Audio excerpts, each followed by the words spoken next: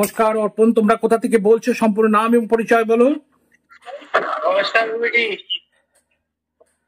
হ্যাঁ আমরা গুরুজি ইসলামপুর থেকে বলছি। হ্যাঁ হ্যাঁ বলো বলো।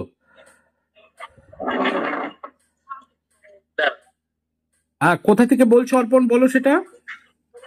গুরুজি আমরা ইসলামপুর থেকে বলছি। হ্যাঁ হ্যাঁ হ্যাঁ হ্যাঁ ঠিক আছে অর্পণ, অর্ণব ঠিক আছে।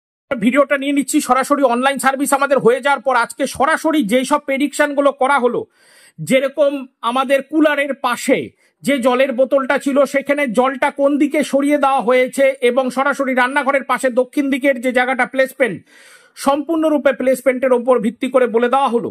এবং কালকে যে ঠান্ডা জল সরাসরি বাইরে খেতে হয়েছে অর্পণ, সেটা পর্যন্ত মেনশন করা হয়েছে।